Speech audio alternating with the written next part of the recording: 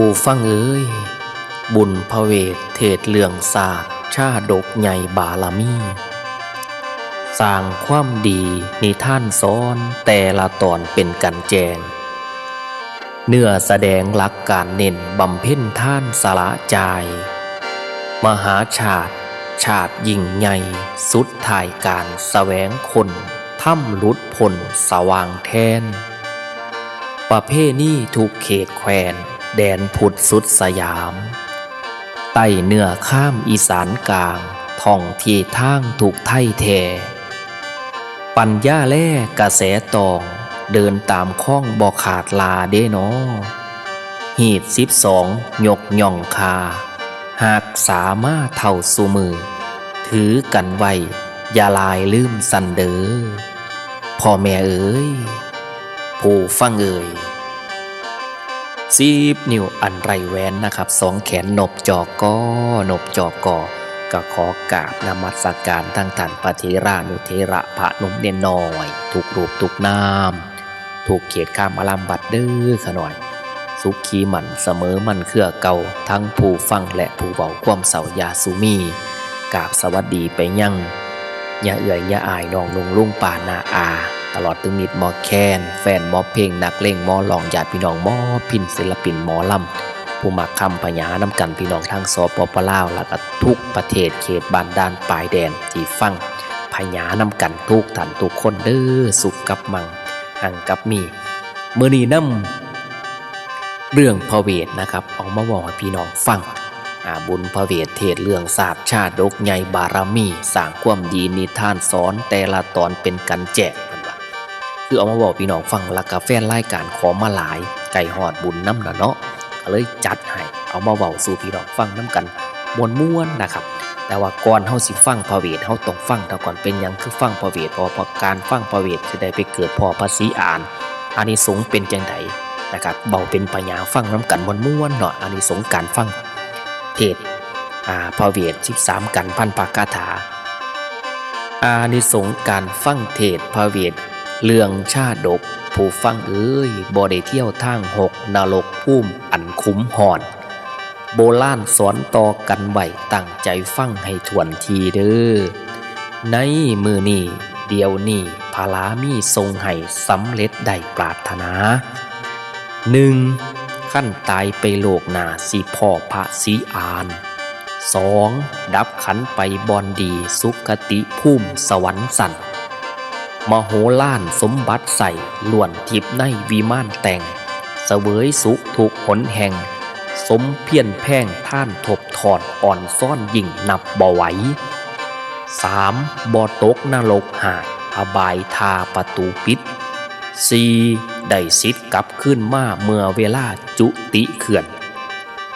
บุญตักเตือนเสมือนกาติดตนมาเกิดศาสตร์ใหม่พระศรีอริยแม่ไตรสมัยองค์พุทธเจ้าข้าวนั้นทรงพลาบารมีแก่กาขอหาอ่านปัญญาจักบรรลุหลักเห็นผลเห็นมรรคผลจนนิพพานในวันพุ่น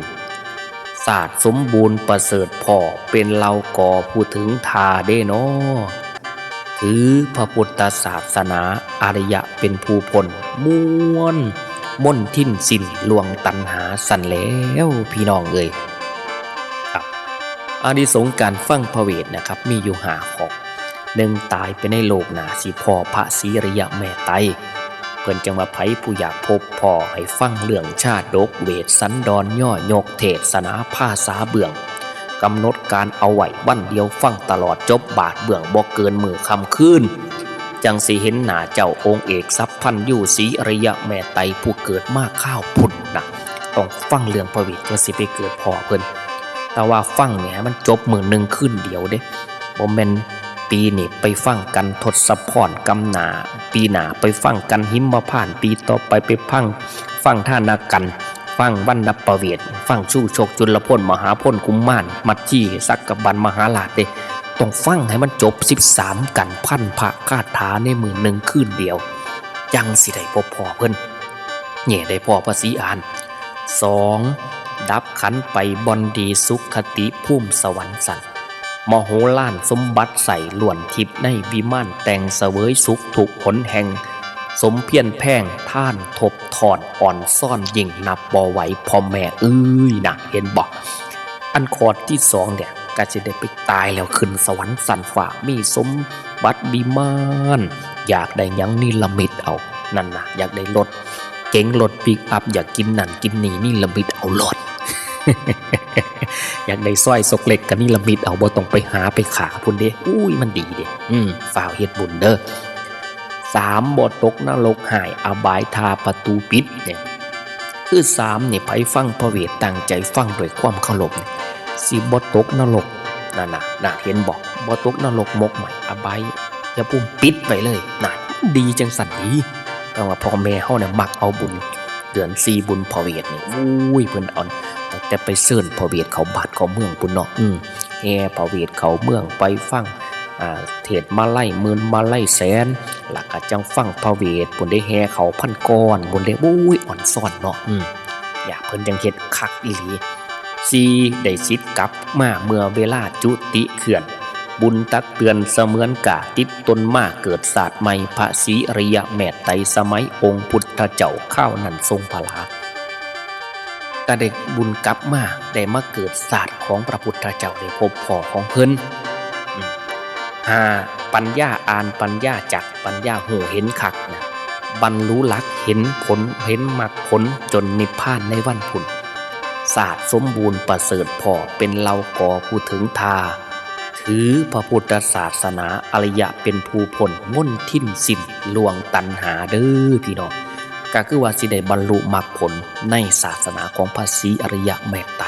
นะเห็นบอกฉะนั้นฟังพระเวทเนี่ยพี่น้องคุณพ่อคุณแม่เพิ่นฟังด้วยความเคารพเด้ไปจุดเทียนบูชากันแต่ละกันก็สิมีกันอย่างกันทศพรจังซี่เนี่ยก็19พระคาถาเพิ่นสิมัดเทียน19เล่มลูกหลานสิบ่จักดอกเพิ่นสิมัดไว้พอมัคคณายกวัยวัจกรวัดเพิ่นสิมัดไว้ก่อนสิฟังเพิ่นสิจูดใส่เอาโอ่งขึ้นไปพุ่นเด้เอาไม้กายผาดไว้แล้วก็จูดเทียนบูชา19เล่มพระเพิ่นสิเทศน์กันทศพรให้ฟังจังซั่นน่ะอานิสงส์มันหลายเอามาฟังเหตุเรื่องก่อนเหตุเรื่องว่าเป็นนับถอยหลังแต่พัทธลกัปไปได้91กับมีพระพุทธเจ้าพระองค์หนึ่งพระนามว่าพระพุทธเจ้าวิปัสสีประทับอยู่กรุงมฤคทายวันใกล้เมืองพันธุมดีนครพันธุวดีนครพันธุมวดีนครเนาะคันจำบ่ผิดบ่ผิดนะ ยังมีกษัตริย์พระองค์หนึ่งพระนามว่าพันธุมลักและพระองค์มีธิดาอยู่2พระองค์มีธิดามีลูกสาวอยู่2คนอยู่มามือหนึ่งบัดเนี่ยมีคนนำดอกไม้ทองแล้วก็แก่นจันทร์หอมเอาเข้ามาให้พระราชาก็เลยพระราชทานดอกไม้ทองแล้วก็ดอกไม้แก่นจันทร์หอมเนี่ยให้แก่ธิดาทั้ง2คนธิดาทั้ง2เด็กกันคิดในจิตเกิดความเหลื่อมใสศรัทธาประสาทะนำดอกไม้ไปถวายพระพุทธเจ้าวิปัสสีแล้วอธิษฐานผู้น้องอธิษฐานว่าเกิดเป็นในศาสนาพบขังนาให้ข้าพระเจ้าได้ตัดกิเลสตายได้ฆ่ากิเลสออกซ้ำไรเป็นพระอรหันต์เด้อขนมปันอานิสงส์เราถวายพระพุทธเจ้าวิปัสสีอธิษฐานดอกอธิษฐานบารมีผู้เอื่อยสาธุเด้อเกิดไปในศาสนาผู้ข้าอยากเป็นแม่พระพุทธเจ้าเด้ขอให้ข้าเป็นแม่พุทธเจ้าเด้อเพิ่นว่าเด้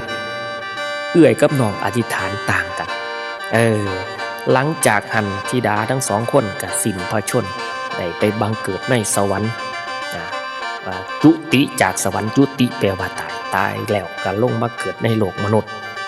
ในท่องเที่ยวในเมืองสวรรค์เมืองมนุษย์เป็นเวลาหลายแสนกับจนมาถึงสมัยพระพุทธเจ้ากัสสปะก็มาบังเกิดเป็นธิดาของพญามัทธราชในมัทธราชนครธิดาผู้เอื่อยนี่นามมาสุธรรมมาผู้น้องก็ชื่อว่าอุรัชราชกุมารีทั้ง2นี่ก็ได้ไปถวายภัตตาหารแก่พระพุทธเจ้ากัสสปะได้ฟังธรรม ผู้น้องก็ได้สำเร็จเป็นพระอรหันต์ดังปรารถนามาพุ่นเด้ผู้เอื้อยนี่ก็ไปบังเกิดนะได้มาบังเกิดเป็นภรรยาเป็นเมียพระอินทราธิราชในสวรรค์ชั้นดาวดึงส์มีนามว่าพุทธสดีนั่นเรื่องราวมันเป็นจังซั่นเด้บัดนี้ก่อนสิท่านในพี่น้องมันหลายเด้บ่แม่นอดีตสงฆ์เฮาสิขอปุ๊บได้ปั๊บเด้เบิ่งแต่นางพุทธสดีนี่ท่านตั้งแต่ศาสนาของพุทธเจ้าวิปัสสีมาฮอดศาสนาพุทธเจ้ากัสสปะยังบ่ได้เป็นแม่พุทธเจ้านี่จนมาฮอดศาสนาของเฮานะมันเป็นจังซั่นบัดเดี๋ยวนี้เราได้ไปเกิดอยู่ในสวรรค์เป็นเมียของพระอินทร์บัดฮอดเวลาเกิดบุพนิมิต5ประการขึ้นเดี๋ยวเล่าเรื่องเล่าอารัมภบทพี่น้องฟังบุพนิมิต5ประการจะเกิดแก่เทพบุตรเทพธิดาอยู่สวรรค์ชั้นฟ้ามีหยังแน่1ดอกไม้ทิพย์ในวิมานเหี่ยวแห้งดอกไม้ทิพย์ในวิมานเหี่ยวแห้งลง2มันบ่งบอกมาเลยเครื่องเสื้อผ้าเครื่องทรงประดับนี่เศร้าหมอง3เหงื่อไหลออกจากจักระแหล่เหม็นมันบ่เคยเป็นจังซี่4ผิวพรรณวรรณะอัศมีกายเศร้าหมองเหี่ยวลงบ่มีราศี5เบื่อหน่ายในวิมานทิพย์ของเจ้าของเนี่ยคือบุพนิมิต5ประการที่เกิดแก่เทพบุตรเทพธิดาตนใดให้ฮู้เลยว่ากำลังเบิดบุญสร้างแล้วนั่นน่ะมันเป็นจังซั่นเด้นางพุทธดีเนี่ยก็เบิดบุญสร้างพระอินทร์ฮู้แล้วว่าเมียแก้วโอ้ยตายแล้วเมียเฮาเนี่ยเบิดบุญสร้างมีการแก่ต้องไปบอกเมียต้องพาเมียไปหาเที่ยวเท่าก่อนย่านเมียเศร้าใจก็เลยส่วนพุทธดีนางได้สิ้นบุญเก่าที่ทำมาสิได้ลาลงปางจากสวรรค์เวียงแก้วนางได้เบิดบุญแล้วจำใจสิได้ห่างสิได้ละจากข้างใจล่างห่างพระอินทร์นั่นพระอินทร์ฮู้แล้วก็เลยส่วนเมียไปเบิ่งสวนทิพย์มองหันมองนีสำราญพักผ่อนหย่อนใจเรียบร้อยแล้วกลับมาอยู่ในบรรณศาลานางก็เมื่อยหลับเมื่อยหม่อยสอยมองไปตื่นขึ้นมาเรียบร้อยแล้วพระอินทร์ว่าถึงเวลาสิบอกเมียแก้วแล้วพุทธดีบัดนี้น้องเบิดบุญแล้วเบิดบุญสร้างเมืองสวรรค์สิได้อยู่พี่จึงบอกให้ฮู้นางน้องจงเข้าใจน้องจงลงไปไต่ไปสร้างใหม่เมืองมนุษย์พุทธดีนางให้ซื่นใสอย่างมีเศร้าพุทธดีเจ้าเบิดบุญแล้วพอเขาสวยเบิดแล้วว่าซั่น ทำแต่พอแต่เมียใส่เขาสวยพุทธดีก็ฮู้เรื่องว่าพอของเบิดบุญแล้วเฮ็ดจังได๋บ่อยากมาเกิดเป็นในโลกมนุษย์เฮาโอ้ยขาดแต่พระที่เจ้าผู้เป็นปากในเมืองแม่นสังมาว่าจะไขว่าไปแนวนั้นสังมาลืมคำมั่นสัญญากันแต่กี่ก่อนสิให้จรจากอ้ายตายถิ่มสิบ่ไข่บ่พระเจ้าพี่ตั้งแต่กี่ก็ยังบ่ฮักกันเด้มีหยังก็สิแบ่งกันปันกันเป็นตัวพระอินทร์ก็เลยบอกว่าโอ้ยเมืองสวรรค์เฮานี่เป็นเมืองสร้างบารมีเป็นเมืองสร้างบุญพลาต้องล่ะคันแม่นบุญบ่กล้าแกนบ่คือแดนมนุษย์ไต่ในข่าวอ่าวคนที่เฮาสุขอยู่ล้นย้อนบุญเก่าเฮาทำมาให้น้องลงไปสาไปก่อบารมีสร้างบ่สมควรสิมาค่ะพอเบิดบุญหนุนทุนเก่าน้องล่ะลงไปสร้างบุญเอาใหม่นำพ่อใหญ่จานคู่พงพุ่นเราพุทธดีก็ยังบ่ละพระเจ้าพี่เฮ็ดจังได๋คันว่าบุญพุทธดีเบิดน่ะบุญพระเจ้าพี่มีหลายบ่บุญอ้ายก็ยังหลายอยู่นั่นแหละคันบุญอ้ายหลายก็แบ่งปันกันเนี่ยเป็นหยังผัวเมียกันก็แบ่งปันกันเนี่ยติล่ะเพิ่นว่าพุทธดีว่าพุทธดีบ่ได้ยินบ่พ่อใหญ่จานผู้พงเรายังว่านั่นเด้บุญนี่บ่มีการปันแจกบ่ฮ้อนแหกออกได้คือไม้พากะบุญนี่มันบ่แม่นของไผผู้ใดทำลงไปก็แม่นของผู้นั้นคือดังเฮากินข้าวเฮากินก็เฮาอิ่มมันบ่ไปอิ่มพอเขาพุ่นผู้บ่กินน้องหลาบุญบ่แม่นพูดศีลเด้บ่แม่นบักโม่สิมาแบ่งปันกันของไผของมันอ้ายเฮ็ดก็เป็นของอ้ายน้องเฮ็ดก็เป็นของน้องสันติพระเจ้าพี่แต่สิให้น้องลงไปจังได๋อีหยังก็บ่มีขอติล่ะเจ้าอยากได้พรหยังเจ้าขอมาอ้ายสิประทานให้นั่นเห็นบ่เรื่องราวมันเป็นจังซั่นในเรื่องนี้เนาะเอาสิเว้าเป็นพญามวนๆให้พี่น้อง ฟังนำกันแบบม่วนๆจักหน่อยว่าเรื่องเล่าในกันเนี่ยเพิ่นสิฟังเพิ่นสิจุดเทียน19เล่มเมื่อจุดเทียน19เล่มเรียบร้อยแล้วก็จะพระเพิ่นจะเทศน์เว้าเป็นปัญญาม่วนๆพี่น้องฟังบัดนี้เชิญฟังเรื่องมหาเวทซาดกหลานสิบรรยายยกเทศนาจาสอนเป็นคำกรอีสานเข้าพญาเฮาเสียงสรรเสริญฝากเป็นเอกลักษณ์ไว้ผู้ฟังให้หินตองขอเชิญพวกพี่น้องพ่อและแม่สาธุชนเด้อเบิดทุกคนที่มาฟังให้จือจำเอาไว้ตอนพระโพธิญาณไทยของเฮาเสวยชาติเป็นมหาเวทธาตุได้ท่านสร้างแต่งกุศลบารมีลื่นหล่นเต็มเปี่ยมได้บำเพ็ญนับว่าเป็นแนวทางได้ย่างตามงามหล่นจังว่าคนใดหูกระทำตามข้องเหตุหวนล่ำลึกนึกไปคนนั่นประเสริฐหลายนี่หากเป็นศาสตร์ถ่ายที่ยิ่งใหญ่โพธิสัตว์ทัดมาเป็นองค์พระพุทธโคดมเจ้าหลานสีน้ำมาเว้าจับสำเนาให้เห็นก่อนพ่อแม่เอ้ยคติธรรมแสกสอนพ่อสิได้ไต่ตองขอเชิญพวกพี่น้องพ่อและแม่สาธุชนฟังเอาเถิดสิเกิดผลประโยชน์มีพูนเพิ่มทศพรกันเริ่มประเดิมมาให้มั่นมวล13กันทวนจังจบม่วนภาคเสียงพันคาถาตลอดเกี่ยงสมบูรณ์แบบเทศนาหลานสิได้ใส่พยากรณ์เทศละครย่อหนอมสาธุชนผู้มาหลอกสดับเสียงครูสุดทานบรรณาการฝากตอนให้ฟังถอนเรื่องนิทานอันเขามากาวต่านกระแสเรื่องค่ำกอดทศพรกันกกยกประเดิมดาสอนตามค่ำก่อนซาดกแหล่กระแสถ้ำอัลลัมคากล่าวถึงนามเทพฝ่าผู้เมียเงาทันพระอินทร์พุทธสดีนางได้สินบุญเก่าที่ทำมาหนองลาสิเดล่าลงปางป่าจากสวรรค์เบี้ยงแก้วนางได้เบิดบุญแล้วกะจำใจสิได้ห่างสิเดละจากขางล่าล่างคูสุแนวอยู่บ่ได้อีกแล้วจึงเอื้อนขอพรเป็น10 ตอนพระพรทิพย์จากพระอินทร์อวนอายขอหนึ่งขอหนึ่งนั่นย่ามเมื่อน้องนางใหญ่ลงไปมนุษย์โลกขอให้โชคยิ่งหล่นได้ไปส่นพึงพญาเป็นธิดาเจ้าฝ่าสนุกก่อกองกุศลบำเพ็ญตนให้ปรากฏประโยชน์ผลคนยองขอที่2ดื้ออายขอที่2งามยิ่งดวงตานิ่นเนตรคือดังตาลูกเนื้อยาขาวมั่วคุณมั่วบัดย่ามลิงแลเยี่ยมไผมองให้มิ่งเมื่อยทั้งมักทั้งอยากได้แล่แล้วเปิดบ่เป็นขอ3นั่นขอให้คิวขาดกงเหมือนขั้นดังทานุ่งสอนขนตางอนงามหลับเลิดวิไลบัดแล่เยี่ยมบัดเฮียมไส้ตาสิงลิงมาให้หักห่อเด้ออยากคิวต่อแต่ละครั้งพ่ออยากล่มเท้าตายพอที่4ย่ำขาวิโยกใหญ่ตายจากเมืองแม่นให้ไปเกิดแดนเมืองมนุษย์ให้ซื้อพุทธสดีนีถึงโลกีแดนไต่เมืองใดก็ตามสร้างพุทธสดีซื้อนี่อย่ามีใดเปลี่ยนแปลงขอหานั่นขอให้ลุทีแม่งเกิดลาสบุตรตาผู้ที่มีบุญพลาลื่นค้นทั้งขายศาสตร์ต่อไปให้ถึงตายโพธิญาณอันล้ำค่าดื้อเป็นม่านดาของพระพุทธเจ้าผัวเงาให้ใครควร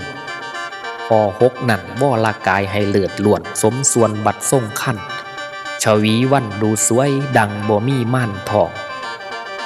ยาคือยิ่งในห้องโลกาพื้นแผ่นอยู่ในแดนโลกไต่ให้ลือแท้แต่พระนางพอ7ยันทัน2ข้างสวยสลากปูนเปียบจูมทองทันทั้ง2ดูเต็มเต็งตึงงามเยี่ยมเทียมดังสาวสวรรค์ฝากถึงชาลากายยอนเด้อ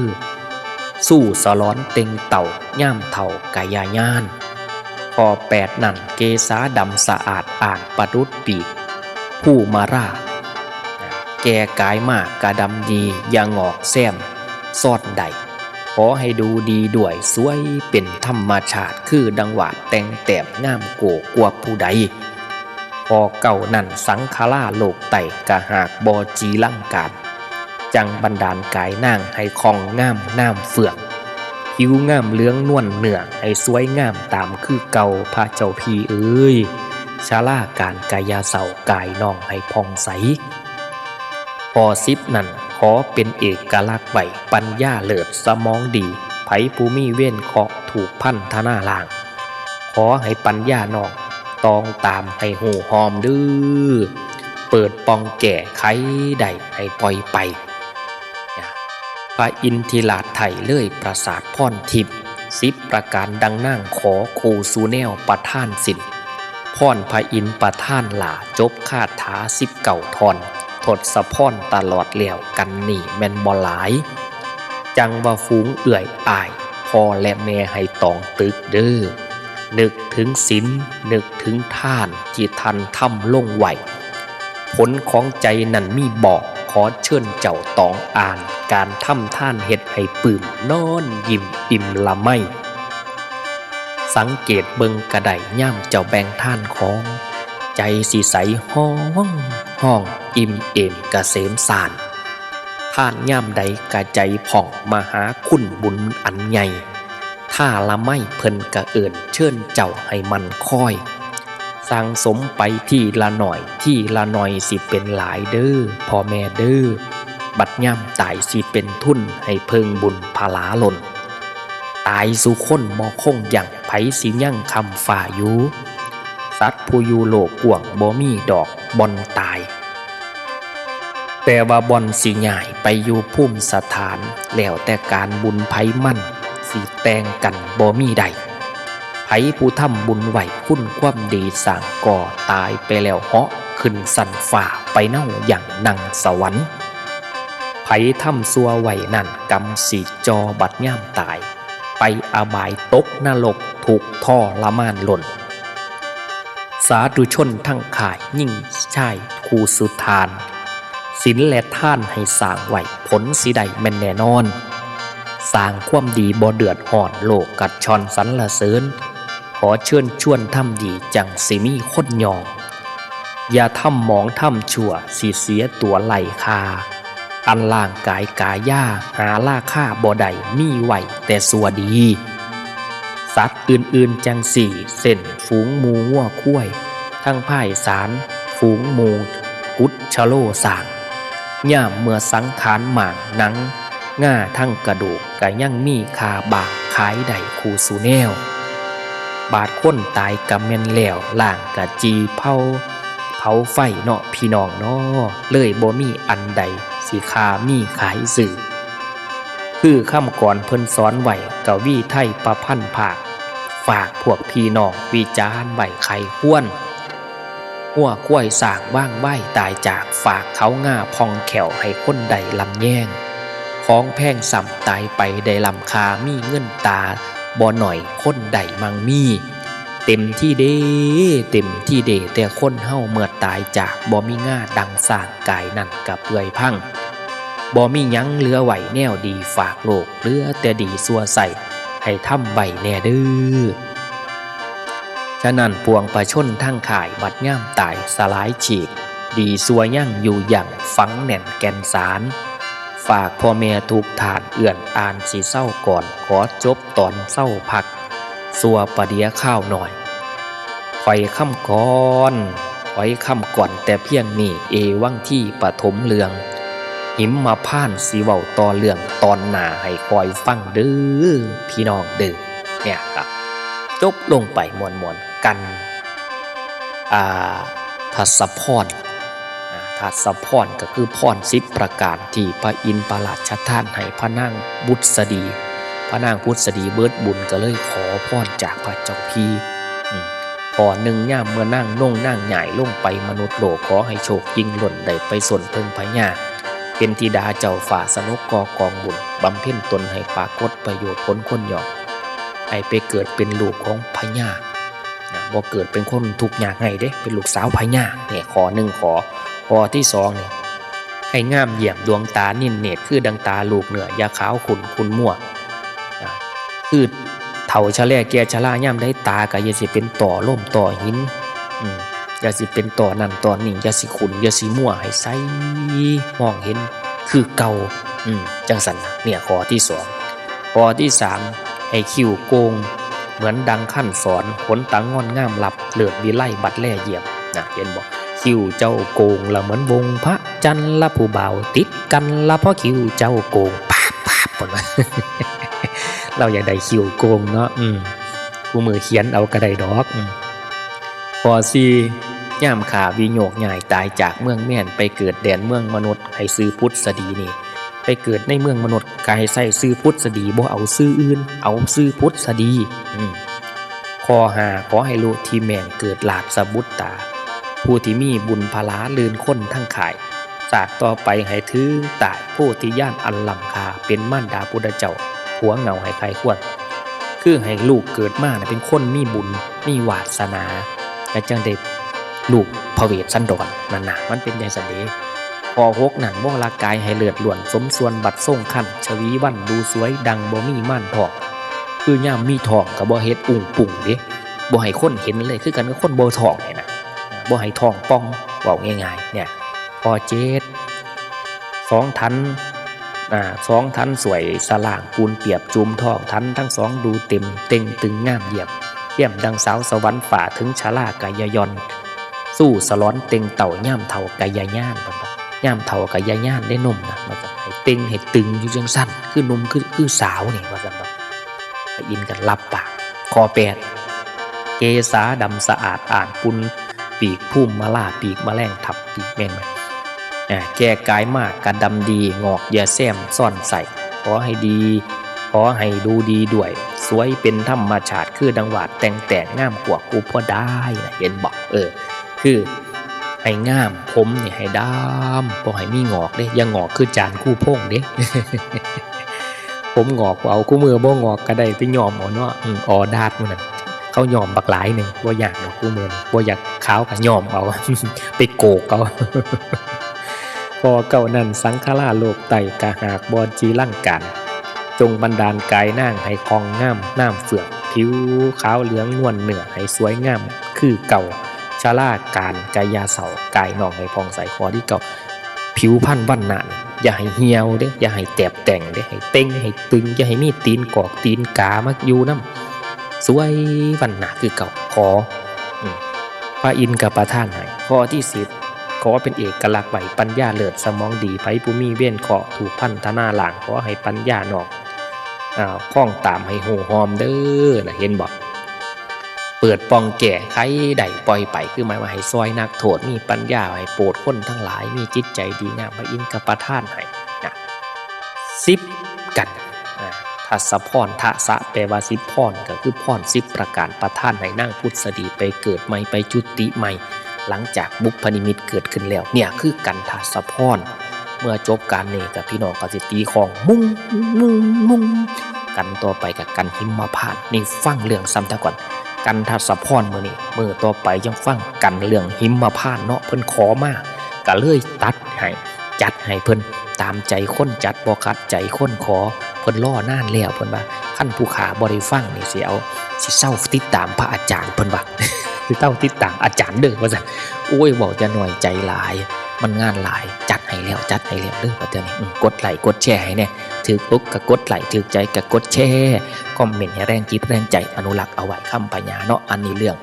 อานิสงส์การฟังพระเวทแล้วก็เรื่องพระเวท13กันฟังกันแหลกไปก่อนกันที่2กำลังสิมาเด้อ